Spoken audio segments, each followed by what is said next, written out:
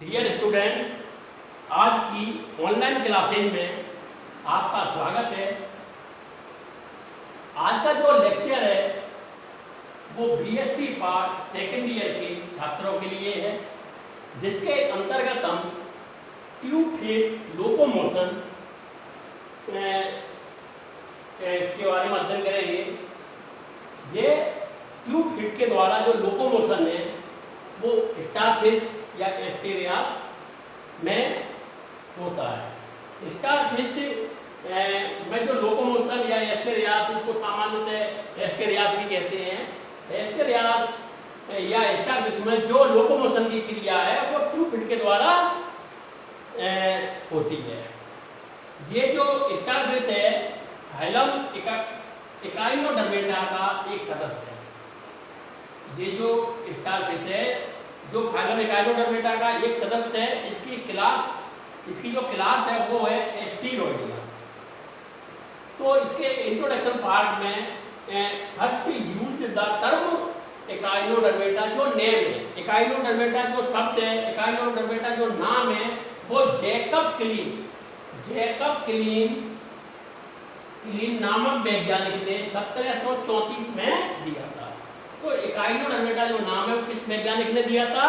Jacob clean नामक वैज्ञानिक ने 1734 में दिया।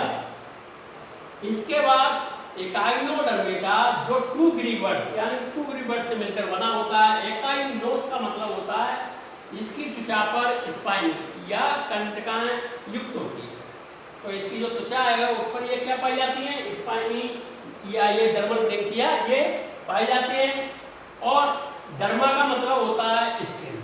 तो ये टू ग्रीवर्ड से मिलकर बना होता है एकाइनोस और डर्मा। डर्मा का मतलब स्किन, इसकी त्वचा पर क्या पाई जाती है? स्पाइन या कंटकाएं पाई जाती है। तो ये इसके बाद जो नेक्स्ट पॉइंट है लार्वल स्टेज। इस इकाइनोडर्मेटा में जितनी भी क्लास हैं उन क्लासों के अंतर्गत में पाए जाने वाले इसमें जो डेवलपमेंट है वो इनडायरेक्ट और डायरेक्ट दोनों प्रकार का होता है। तो इनडायरेक्ट स्टेज में लार्वल स्टेज बनती है। इनडायरेक्ट स्टेज में क्या बनती है? Larval stage. तो ये जो लार्वल स्टेज होती है वो बाइलेटरली सिमेट्रिकल होती है। कैसी होती है? द्विपार्श्व सममिति वाले। फिर इनमें मेटामॉर्फोसिस की क्रिया होती है। तो ये मेटामॉर्फोसिस के द्वारा ये एडल्ट में जब ये चेंज होते हैं, एडल्ट में ये चेंज होते हैं तो एडल्ट की जो समिति है तो ये कैसी हो जाती है? अरीय समिति वाले हो जाते हैं। एडल्ट स्टेज कैसी है? रेडियल सिमेट्रिकल, अरीय समिति वाले। जबकि लार्वल स्टेज कैसी होती है? Bilaterally symmetrical.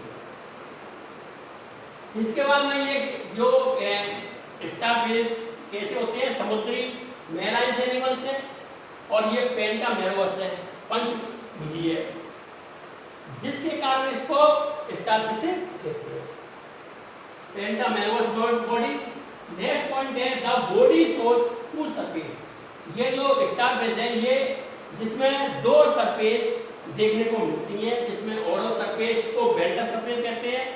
ओरल सरफेस को क्या कहते हैं? मुखीय सतह। और मुखीय सतह को क्या कहते हैं? Ventral surface. और दूसरी जो सतह होती है एबोरल सरफेस, जिसको डोर्सल सरफेस कहते हैं। ओरल सरफेस में जो पार्ट्स पाए जाते हैं जैसे माउथ है, फर्स्ट कौन सा पार्ट है? माउथ है। सेकंड आपका एम्ब्यूलेक्रल ग्रूव्स। थर्ड आपका ट्यूब फीड भी कहाँ पाए जाते हैं? ओरल सरफेस पर। और फोर्थ है एम्ब्यूलेक्रल स्पाइन। तो ये जो चार पार्ट हैं ये ओरल सरफेस पर पाए जाते हैं। एबोरल सरफेस या डोर्सल सरफेस में एनस पाई जाती है, मैट्रिपोराइट है, स्पाइंस, डर्मल ब्रैंकिया और ये पेडिसिलियरियाई, ये एबोरल सरफेस सतह पर पाए जाने वाले पार्ट्स हैं। तो ये बॉडी जो स्टारफिश का जो शरीर है वो दो पार्टों से मिलकर बना होता है, ओरल सरफेस और एबोरल सरफेस, मुखीय तल और अमुखीय तल। अब इसके बाद में जो नेक्स्ट है स्ट्रक्चर है वो है water vascular system. Water vascular system के द्वारा ये जो सिस्टम है जल संवेद तंत्र, ये लोकोमोशन की क्रिया में एक विशेष भूमिका निभाती है। जो वाटर वास्कुलर सिस्टम है वो लोकोमोशन में क्या कर एक विशेष प्रकार का एक अपना महत्व या रोल अदा करती है, जिसके कारण ये जो वाटर वास्कुलर सिस्टम है ये निम्न पार्टों से मिलकर बना होता है। तो ये इसके जैसे वाटर वास्कुलर सिस्टम में जो फर्स्ट 8 पार्ट होते हैं, जैसे फर्स्ट पार्ट कौन सा हो गया, मैट्रिपोराइड। तो ये मैट्रिपोराइड एक छल्ली ऐसी आकृति होती है। मैट्रिपोराइड के बाद में एक नलिका होती है, जैसे ये स्टोन केनाल, तो ये मैट्रिपोराइड है। ये कौन सा है, मैट्रिपोराइड। और ये आपकी जो निकास नली के समान है, तो इसको अपन क्या कहते हैं, स्टोन कैनाल। तो ये स्टोन कैनाल है। और स्टोन कैनाल के बाद में जो रिंग है ये रिंग कैनाल है। ये तीसरे नंबर पर ये रिंग कैनाल है। फोर्थ नंबर पर ये पोलियन वेसाइकल्स होते हैं। ये पोलियन वेसाइकल्स है जो वाटर कलेक्टिंग का कार्य करते हैं। अब पोलियन वेसाइकल्स के बाद में इनमें ये टिगमेंट्स बॉडी है। प्रत्येक दो ये जो इसमें जो टिगमेंट्स की जो संख्या होती है 9 होती है। और ये प्रत्येक टिगमेंट्स के बीच में से ये पोलियन वेसाइकल्स निकले रहते हैं जो वाटर कलेक्टिंग का कार्य करते हैं। जबकि टिगमेंट्स बॉडीज का कार्य क्या है, फंक्शन क्या है, ये हार्मफुल बैक्टीरिया को नष्ट करने का कार्य करते हैं टिगमेंट्स बॉडी। अब टिगमेंट्स बॉडी के बाद में ये इस रिंग से चारों तरफ ये आर्म्स निकली होती हैं, 5 भुजाएं निकली हैं जिसको रेडियल कैनाल कहते हैं। तो ये 6वें नंबर पर ये 5 भुजाएं निकली हैं, ये रेडियल कैनाल है। और रेडियल कैनाल के दोनों तरफ ये लेटरल कैनाल निकली रहती है। तो ये लेटरल कैनाल हो गया। लेटरल कैनाल से ये आपको दिखाई दे रहे हैं ये ट्यूब फ्लूइड लटके हुए हैं। तो ये ट्यूब फ्लूइड है। तो इस प्रकार से ये वाटर वास्कुलर सिस्टम के द्वारा ये इसमें जो जल संबंधी क्रिया होती है इन ऑर्गन्स के द्वारा।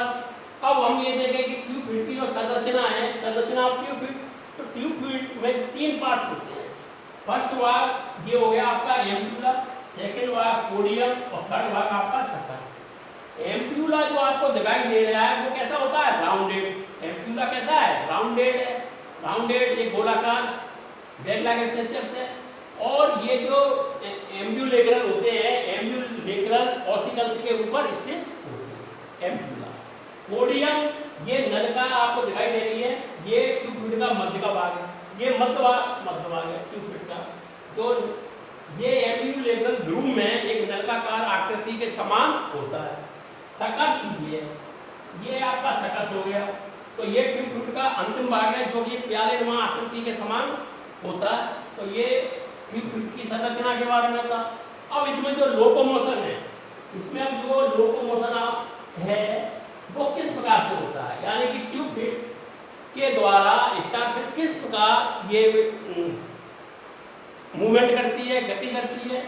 तो इसका हम ये देखें कि लोकोमोशन की स्टारफिश में जो लोकोमोशन की क्रिया है, स्टारफिश में जो लोकोमोशन की क्रिया है वो वाटर वास्कुलर सिस्टम के द्वारा संपादित होती है। क्योंकि इस सिस्टम के अंतर्गत में जो सीलिया की उपस्थिति होती है, सीलिया की गति के कारण जो समुद्री जल है, समुद्री जल इसके अंदर प्रवेश कर ट्यूब फ्लूइड में चला जाता है। तो ट्यूब फ्लूइड में जब ये समुद्री जल भीतर की ओर जाता है तो क्या होता है कि ये ट्यूब फ्लूइड किसी आधार से, किसी बेस से ये एकांत अल्टरनेट क्रम में ये उससे चिपकते हैं तथा ये स्वतंत्र होते हैं, चिपकते भी हैं और स्वतंत्र होते हैं। तो इसमें जो एम्प्यूला की सर्कुलर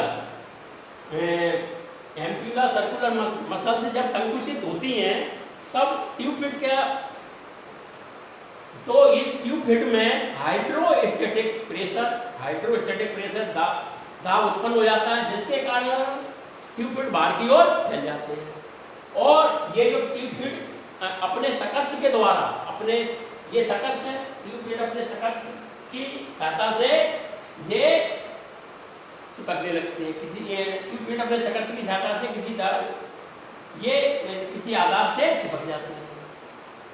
तो ये सर्कुलर मसल्स के द्वारा, एम्प्यूला की जो सर्कुलर मसल्स में संकुचित हुई तो ये किसके द्वारा होगा, हाइड्रोस्टैटिक प्रेशर के द्वारा। दूसरा, जब इसकी एम्प्यूला की जब इसमें जो ट्यूब ट्यूबफिट की जब लॉन्गिट्यूडिनल मसल्स जब संकुचित होती हैं तो इसकी जो सकर्ष की पकड़ कैसे हो जाती है, ढीली हो जाती है, जिसके कारण ट्यूबफिट उसमें तो ये था कि किसी आधा से ये चिपक जाते हैं, और जब सकर्ष की पकड़ ढीली हो जाती है तो ट्यूबफिट किसी आधार से स्वतंत्र होने लगते हैं। और ट्यूबफिट ये जगह एम्पुला में क्या होती है कि सर्कुलर मसल, एम्पुला की दीवार में सर्कुलर मसल्स और पोडियम की दीवार में कनेक्टिव टिश्यू की, पोडियम की दीवार में कनेक्टिव टिश्यू की एक लचीली रिंग पाई जाती है। अब ये हमने देखा कि ये ट्यूबफिट के द्वारा किसी आधार से ये एकांतित क्रम में चिपकते हैं और स्वतंत्र होते हैं। तो ये किस प्रकार से हुआ, सर्कुलर मसल्स के द्वारा हाइड्रोस्टैटिक प्रेशर दाब उत्पन्न हुआ, जिसके कारण यह जो सकर्ष के माध्यम ट्यूबफिट अपने सकर्ष की सहायता से किसी आधार से ये चिपक जाते हैं।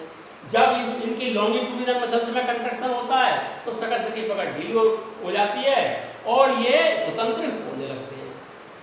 तीसरा पॉइंट ये है, जब किसी कारणवश स्टारफिश उल्टी हो जाए तो अपनी ये भुजाओं को फोल्डिंग कर, भुजाओं को ये फोल्डिंग की क्रिया के द्वारा शरीर को मोड़कर सीधा कर लेती है। तो ये स्टारफिश में मैं लोकोमोशन के बारे में था। तो स्टारफिश में जैसे ये ट्यूबफिट लोकोमोशन है, तो हमने इसमें ये देखा कि ये ट्यूबफिट में जो क्रिया थी, जैसे सर्कुलर मसल्स, लॉन्गिट्यूडिनल मसल्स और ये भुजा जब किसी कारणवश से स्टारफिश उल्टी भी हो जाती है तो भुजा को क्या करती है, होल्डिंग करती है और अपने शरीर को मोड़कर ये सीधा कर लेती है। तो आप इस वीडियो को अच्छी तरीके से देखिएगा। Thank you very much.